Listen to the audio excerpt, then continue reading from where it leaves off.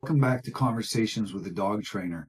I get my ideas and inspirations for these videos while I'm busy working with the dogs, while I'm doing lessons with clients or consultation with clients, or in this particular case, in an email a client sent me. So I'm going to read the email to you because I want to break it down.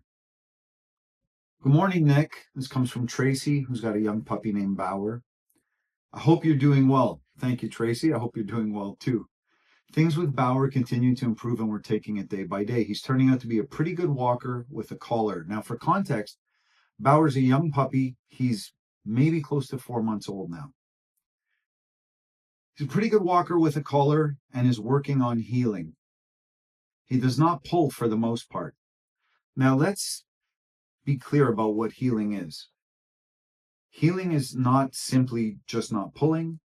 It's not pulling and focusing on us. The dog has to be given a direction to follow if we're going to call it heeling. Okay, there's loose leash walking, which is I think what Tracy's driving at.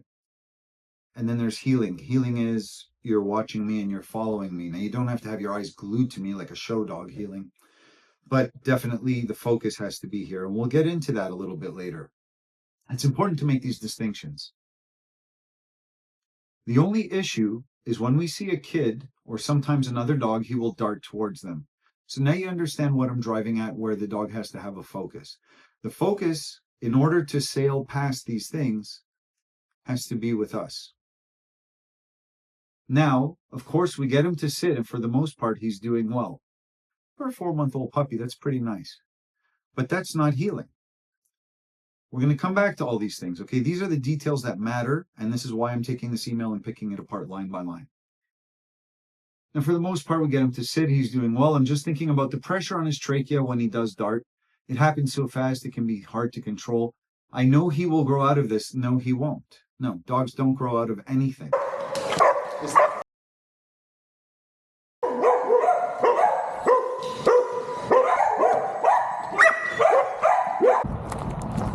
Good boy. So he's starting to watch me more. You see that? See that now? Yeah. Now we're starting to play follow the leader. Okay. Because he's such a nice dog, if I just sprinkle a little sugar, just with my energy, with my, hey, hi there, that's all good. So we have a different dog out now. Yeah. Done more for me in 10 minutes than 7 classes over there. I'm wondering what your thoughts are on a harness. I've never used a harness. I've always felt they encourage pulling. And they do. I'm probably answering my own question here, but I thought I'd get a professional opinion. So we're going to break down all of these things in detail. That's what we do here with Conversations with a Dog Trainer. That's what the purpose of these videos are. So first and foremost, when we're training a dog to do something, we have to be clear about what is it we're trying to achieve. What does the picture in our mind of this exercise look like? So if you want loose leash walking, that's one thing. If you want heeling, that's another. And if you want the dog to sail past the distractions of the children and the dogs and all the goings on in the environment, heeling's your best bet, where the dog is taught on command to focus on us and follow us. And throughout the video, I'm going to put up different video examples of clients' dogs, of my own dogs, so on and so forth, and illustrate different dogs, different needs, different types of heels, and why we did what we did with those specific dogs. So in this case with Bauer, at 4 months old, it's not realistic to expect a puppy to ignore and tune out everything in his environment. This is the time for the puppy to learn what the world is built of. And yeah, we want to blunt the impact of the environment on the dog, but I don't expect him to be completely bomb-proof to every distraction. It's not realistic, not for any dog owner, not even for a dog trainer. If a dog trainer is going out with a 4-month-old puppy and expecting spot perfect obedience, that's really hard on the puppy, and it's really frustrating for the puppy, frustrating for the trainer too, but the trainer at least has the choice to do or not do that. The puppy doesn't have a choice. Let the puppy explore the world and mitigate your damages and teach the puppy that more fun and excitement is here than there. And then over time, we build focus. So heel is walking on a loose leash. And what most people want when they say heel is they just don't want to be pulled around by the dog. Okay. to not be pulled around by the dog and for the dog to not really react to all the things that are going on in the environment, we really need the dog to have a focal point here. Okay, it's much easier for the dog to operate that way. So that's number one. Now, number two, the issue of when we see a kid or another dog, that's normal at 4 months. And if we train the dog that all the fun exists here, and if we socialize our dog properly, then the dog is excited and interested for the outside world, but more excited here. And that's a very important distinction to make. My dog loves people. He wants to interact with people, but I pay better. So he wants to be with me more. And then as a trainer, I put my polish and my finishing touches on the dog too, right? Now, we always talk about our on-off switch, okay? On-off switch. So here, I'll use this. It's a 2 or 3 second delay when I press the button. So not the greatest on-off switch, but you get the point, okay? Hooligan, come! Yes! Good. Now, in order for healing to work really well, I want to heal with my dog, and then I want to release my dog. Now, I might release my dog to reward him, food, play, toy, pick him up and kiss him, whatever I'm using as my currency with that dog. On a walk, you want your dog to sniff. You want your dog to go to the bathroom. You may live in an apartment or a condo where only access to a toilet for your dog is during your walks, not like you've got a backyard. So that on-off switch has to be built. And the reason it has to be built and it has to be clear is I want my dog to understand when I ask you to heal, I need you to stay plugged in with me and I'll release you. I'll release you to hike up a leg and drown the fire hydrant with your urine. I'll release you to sniff and follow a trail of whatever it is you find interesting. And now while you're sniffing, I see other dogs and kids and things coming, and I know I have to secure my dog. I want my dog to plug in over here. So I say heal, boom, and my dog activates. And that's our on-off switch. On, off, on, off, on, off. The better trained your dog is, the easier it is to activate. And then the more liberty you've got to deactivate the dog and say, you know what, go do your stuff. Because when I need you, I know I can get you back real easy. So that's important to have.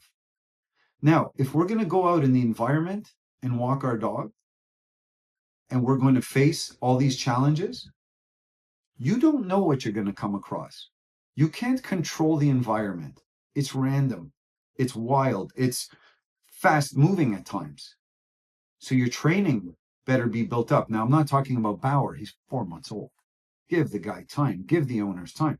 But as we work with our dogs, you have to have that image in your mind of what do I want this to look like? What am I trying to achieve? What are the necessary steps?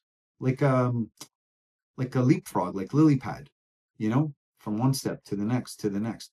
What are the necessary steps to get there? And then when am I ready to move from this step to that step? And how do I reinforce correctly so my dog understands? Now, when you take your dog away from a distraction and you make him sit, what they're doing is not heel training, right? Healing is I'm moving and you follow me. Healing is follow the leader. Pulling him into a walkway, onto the grass, onto a driveway is not teaching the dog to heal. You're managing the moment for sure. And maybe that's the best you can do at 4 months old. That's great. But it doesn't help the dog understand to heal. Just like someone sent me an email where they were using timeouts with a barking dog in the house and putting it in the crate. The dog's not learning from a timeout. It's got nothing to do with the barking. They're just getting the dog to come into a lower state emotionally and then letting the dog out. So we have to be careful when we're trying to deliver a message to the dog. Make sure you're doing so in a clear way that the dog understands. So now back to Bauer. A very important distinction to make is that we've got tools and then we've got technique, methodology, and reinforcement. And the two are different things entirely. The collar, the harness, the food, the toy, the frisbee, the ball, the tug, those are tools. How they're used is going to dictate whether they're valuable tools or not valuable, whether they provide clear communication or not, I've seen all those tools used really well, and I've seen them misused as well. So it's important to understand when you're trying to communicate with your dog and when you're trying to train your dog, the tool is not going to train the dog for you. You're going to train the dog. I'm going to train the dog. It's the same with any other tool. Go to Home Depot and buy all the same tools that a contractor has. Let me know how it turns out when you try to renovate your bathroom. I did both our bathrooms, and it was not great. Okay. And when we had someone in to redo one of them, he kind of chuckled and looked at me and said, "Oh, you did this yourself, didn't you?" And I said, "Oh, okay. We don't have to talk about that." He had a lot of the same tools I did. Okay. Tools don't get the job done. They facilitate the work. That's all it is. So collar or harness. And then Tracy went on to suggest that harnesses encourage pulling. In large part, that's true. And if you want to understand that, look at any dog that has to pull for a living. Seeing eye dog, sled dog, weight pulling dog. What do we put them in? We put them in a harness because it's comfortable for them, because it's not as restrictive as a collar, because it doesn't cut airflow, damage the trachea, but also because it's center mass and a dog can pull into it, and dogs like to pull. Okay. It is a feeling that is comfortable for them. And proof of that is you watch dogs pull and choke themselves all the time, and they don't back off and say, oh, that doesn't feel good. First of all, they don't understand it, but it just facilitates things. Tools and methodology, tools and understanding of dogs and dog training, of reinforcement, are different things. So let's separate that, and let's look at the walking and what we want. Do you want a dog who simply doesn't pull? With a lesser drive dog, you can have that. With a dog that's very drivey, or if you have a reactive dog, you're not really going to achieve that simply by teaching a dog to not pull. You need a dog who checks in with you more. You need a dog who focuses on you more. You need a dog who's mentally available to you to come back and focus on you. And then if you have a more chill dog, yeah, you can do that. Let's just go for a walk and you follow your nose and just don't pull me and we're good. But if you have one of those explosive dogs, that's not going to work, because every time the dog explodes, you have to stop and reorient the dog. So let's be clear about what we're trying to train. Let's be clear about definitions, because if we don't have clarity in our mind's eye about what this should look like and what we're trying to achieve with dog A, dog B, dog C, then we're not going to do well. Let's understand the difference between tools and training, tools and technique, reinforcement. And let's understand what our individual dog needs. And also let's understand timelines. 4-month-old puppy, let's go out and explore the world together. And what I want my puppy to come home with from each exploratory outing is, I love this new world, this new gift to me, but I really love being with my people. I want my dog to prioritize me above all. Not because of my ego. My dog loves the world. I could hand the leash to anybody and he would go with them. It's not my ego. My dog loves people. If I had a heart attack in the street and someone came along with some food and a toy to play tug and a kind word and a scratch on the butt, my dog would be like, yeah, Nick was a great guy. All right, let's go. Okay, it's not an ego thing. It's a facilitation thing. It's a communication thing. So what I'm trying to do when my dog prioritizes me is I'm making my job and his job easy. It's easy for me to access my dog and get his attention. It's easy for my dog to commit to giving me attention. Okay. Now, my shepherds were different. They prioritized me. And if I was in that same situation, they'd be sitting and guarding my dead body and no one's taking the leash and walking away. Okay. This bulldog is different. He's everybody's dog. All right. Now, prioritizing us pays dividends. So start, if you have a young puppy, start from now. When you go out, don't let everybody come in and overwhelm your puppy. Take your puppy out, let your puppy explore and see the world. Let your puppy have interactions when they are on a good level of stimulation, and teach the puppy that all the real excitement is here and that all the fun is here. Disney World is all here. And that's fun. That's a public park. And this is Disney World. Okay. And then go out and explore with your puppy and then build your training over time. Throughout this video, I'll show you examples of dogs healing. Dogs that I've trained for clients, dogs that I'm working on with clients, my own dog starting at 8 weeks old, teaching him a heads up heel where he's watching my face. Okay, 8 weeks old. And then again at 4 months old at a car dealership. So random environment, really random environment. And then again at 6 months, 8 months, a year, where it's just boom, boom, boom, and he's watching me, right? I need that from my dog because he's so into everything and everyone. So focus here, bud. That's how we manage the environment together. If he was a more chill, more neutral dog out in the world, I wouldn't need as much. I would build it because I'm a dog trainer and I like to do this with my dog, but the actual need for it wouldn't be as pressing. Now, with reactive dogs, if the dog is reactive for a happy reason, oh my God, I need to go and see. Oh my God, I need to chase. Dogs that I've worked with that are fearful. A dog like Murphy, who would run away from vehicles. A dog like Finney, who would bark at and try and chase vehicles. Put your focus here. Now life gets easier for us. A dog like Ellie, who was scared of the world, and then I teach her how to heal, and she can now ignore dogs instead of lunging out and trying to chase them away. I can take her into public shops with people around and ask her to heal and go into a tent for place. Separate video, but all the same, we'll keep it to heal for now. A rescue dog that I did a consultation with, the shelter that adopted the dog out to the lady told her, don't ever bother trying to walk this dog or train this dog. It can't be done. The dog is so dog reactive, so aggressive. The dog was a street dog, if I'm not mistaken, from Mexico. Street dog nonetheless. We did a consult, 10 minutes of working with the dog. I'm able to walk the dog right up to the fence with a big lab there that she was previously reacting to, and now she's not reacting.